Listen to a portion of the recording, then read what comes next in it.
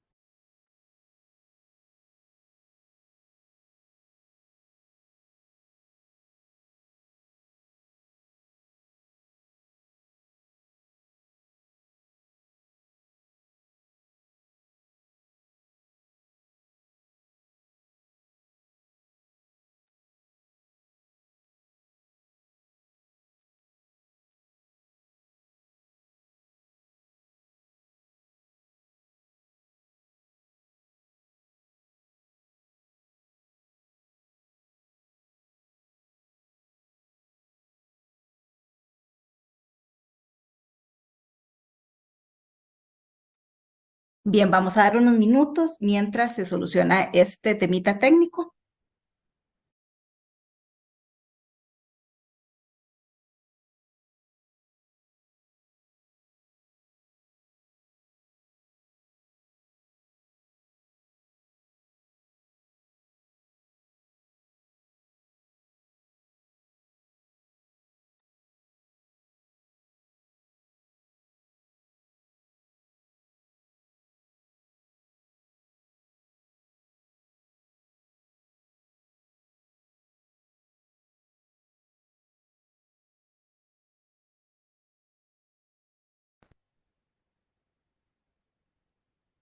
¿Ahí me escuchan ahora? Ahora sí lo podemos escuchar. Ok, bueno, vamos a ver. A ver, el día de hoy, como me estaban explicando, como estaban diciendo, sí, yo vengo a explicar un poco lo que son los campos electromagnéticos y la salud pública. Eh, Nuevamente, pues, para presentarme, soy el ingeniero Carlos Manuel Pérez Lizano, máster en ingeniería ambiental y trabajo en la Dirección de Protección Radiológica Ambiental del Ministerio de Salud. En la presentación de hoy lo vamos a dividir en 5 temas. El principal, vamos a empezar con el de qué son los campos electromagnéticos, un poco de teoría para entender a qué estamos hablando. Los campos electromagnéticos se dividen en 2 tipos, los cuales siempre han existido en la naturaleza en diferentes formas y manifestaciones. Y estos se dividen en campos eléctricos. Como tal, las nubes son el claro ejemplo de esto, que como una nube de tormenta son una fuente natural de campo eléctrico. Debido a la fricción entre las gotas de agua de las nubes, se produce la carga eléctrica negativas que son atraídas por la Tierra como rayos, es decir, que se forman campos eléctricos entre las nubes y la Tierra. También están los campos magnéticos, que el mayor ejemplo es la Tierra, que es una fuente natural más grande de campo magnético y este hace que una aguja de una brújula apunte al norte. Y existen hipótesis de que ciertos animales, como especies migratorias, pueden sentir ese campo magnético y así hacen la migración, ya sea hacia el sur o al norte, dependiendo de la época estacional. Otros ejemplos de campos magnéticos u ondas electromagnéticas naturales y artificiales de las que nos beneficiamos sin darnos cuenta son la luz, que es una onda electromagnética, las auroras polares, los electrodomésticos, las torres de comunicación, las torres de transmisión eléctrica y entre otros. Y a todo esto vamos con la pregunta. ¿Qué son los campos electromagnéticos? Los campos electromagnéticos son áreas de energía que rodean los dispositivos eléctricos y se originan por el movimiento de cargas eléctricas, que son una combinación de ondas eléctricas y magnéticas que se desplazan simultáneamente y se propagan a la velocidad de la luz. Que aquí está que este es un gráfico típico o tipo de campos eléctricos y magnéticos. Imagínense que esto es un cable de electricidad. para que se los quede más fácil. Y aquí es donde se genera el campo eléctrico, el magnético, alrededor de ese cable de electricidad. Tiene su longitud de onda, que es el punto desde la cresta de la curva hasta volver a llegar al punto de cresta, tanto en el eléctrico como el magnético, que podemos ver que hace esta ondulación. Y siempre tienen una dirección de propagación. Por eso les digo que un claro ejemplo para entenderlo es como un cable eléctrico, que ahí va la energía a través del cable y a él se le genera el campo eléctrico y el campo magnético. Y estos campos electromagnéticos generan estas radiaciones. Y vamos a decir cuáles tipos hay. Los campos electromagnéticos pueden ser ordenados en un espectro electromagnético de acuerdo con su frecuencia. ¿Qué es la frecuencia? La frecuencia es la magnitud que mide el número de repeticiones por unidad de tiempo de la onda electromagnética. Y esa frecuencia se mide en ciclos por segundo o hercios. Y las ondas y frecuencias se pueden representar mediante una gráfica senoidal, como las que hay en la imagen, a donde se ve la ondulación y dependiendo de la frecuencia en hercios, puede ser más amplia o más corta en según el tiempo. Los dos tipos de radiaciones que se clasifican son radiaciones ionizantes, que son aquellas radiaciones que pueden separar los electrones o átomos y las moléculas, produciendo cambios en la estructura de la materia, como por ejemplo están las sustancias radiactivas, los rayos X, los rayos gamma, las partículas de alfa y beta, y los aceleradores de partículas como el que está en Europa en el CERN. Y vean que no son necesariamente las radiaciones ionizantes perjudiciales, porque las usamos en la medicina para diagnóstico médico y también las sustancias químicas pueden ser usadas en investigación científica o en investigaciones para generación de energía, como son las plantas que usualmente se puede ver en Europa o un caso gracioso, podría decirlo, la de los Simpsons. El otro tipo son las radiaciones no ionizantes, que son aquellas radiaciones que no transfieren suficiente energía como para romper o cambiar estructuras de la materia. Por ejemplo, los receptores de radio y televisión, los teléfonos móviles, los hornos, bombillas y muchos más, que están al día a día alrededor de nosotros. Esta es la gráfica típica para evidenciar los campos electromagnéticos según su frecuencia y longitud de onda y cómo se dividen en radiaciones no ionizantes y las radiaciones ionizantes. Es que aquí van desde las que son extremadamente bajas a la izquierda hacia la derecha que van en muy bajas, en baja, las de radiofrecuencia, las de los microondas, las infrarrojas, las visibles, las ultravioletas, rayos X y rayos gamma. Aclarar que aquí de todo esto, solo lo que se llama el espectro visible es lo que nosotros podemos ver con los ojos. El resto de esas ondas o del espectro electromagnético no es posible poderlo ver a simple vista.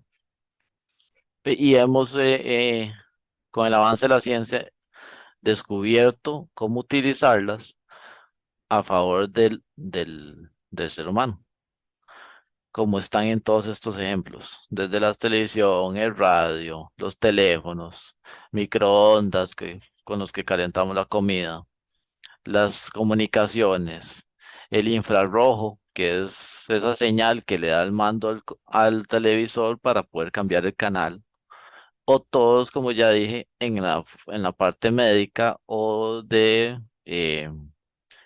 producción de energía a través de los isótopos radiactivos. Y a esto, ¿qué tiene de diferente la 5G? Al igual que con las telefonías celulares previas, la red 5G depende de las señales que envían las ondas de radio, que son parte del espectro electromagnético transmitidas entre una antena o torre de comunicación y los teléfonos. La 5G utiliza ondas de frecuencia más altas en redes previas de telefonía celular, lo que permite a los dispositivos tengan acceso a Internet todo el tiempo y a velocidades más rápidas. La tecnología de 5G requiere muchas estaciones de base nuevas, que son torres que transmiten y reciben señales de teléfonos celulares, pero crucialmente debido a que hay más transmisores, cada uno debe funcionar a niveles de potencia más bajos que la previa tecnología 4G, lo que significa que el nivel de exposición de radiaciones de las antenas de 5G deberá ser más bajo. Entre la normativa nacional vigente, tenemos dos decretos de radiaciones no ionizantes. El primero es el decreto 36.324 de salud, que es el reglamento para regular la exposición de campos electromagnéticos de radiaciones no ionizantes emitidos por sistemas inalámbricos con frecuencias hasta 300 GHz. El segundo es el decreto 41.065 de salud y MINAE, que es el reglamento para regular la expansión de campos electromagnéticos de radiaciones no ionizantes en los sistemas de transmisión de energía eléctrica y de alta tensión.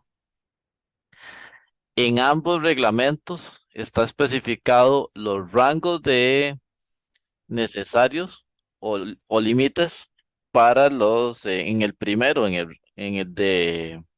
36.324, se regula todo lo que son telecomunicaciones.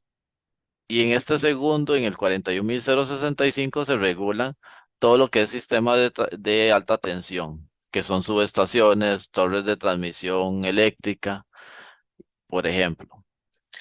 Con el primero, en conjunto con SUTEL y el Ministerio de Salud, hace las mediciones para verificar los niveles por denuncias, generalmente. Con el otro, junto con los compañeros del Instituto Costarricense de Electricidad, hacemos mediciones periódicas a las subestaciones de electricidad y a puntos de las líneas de transmisión, donde se pueda comprobar que no hay una perdón, no está siendo perjudicado el ambiente ambiental para la salud humana.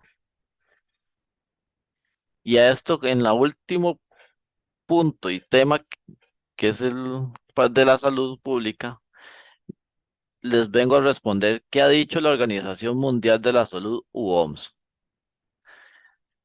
La OMS establece que las redes móviles 5G no están relacionadas con efectos adversos a la salud y ha publicado en su página web, que aquí les traigo una imagen de la página web, que en su formato de preguntas y respuestas hay un documento que señala que hasta la fecha y después de muchas investigaciones realizadas no se ha relacionado causalmente con la exposición a tecnologías inalámbricas ningún efecto adverso para la salud. También la OMS, en estudios específicos que ha ido realizando a través del tiempo, especifica que el calentamiento de tejidos es el principal mecanismo de interacción entre los campos de radiofrecuencia o campos electromagnéticos y el cuerpo humano. Y los niveles de exposición a radiofrecuencia de las tecnologías actuales dan como resultado un aumento insignificante de la temperatura en el cuerpo humano. Y aquí está la imagen de donde está el documento específico que les estoy hablando. Y como conclusión, la OMS nos dice que tras muchas investigaciones no se han detectado ningún efecto adverso para la salud relacionado causalmente con la exposición a tecnologías inalámbricas, según su estudio 2020. En este estudio también ellos indican que van a seguir haciendo periódicamente eh, investigaciones y publicaciones según según los estudios realizados.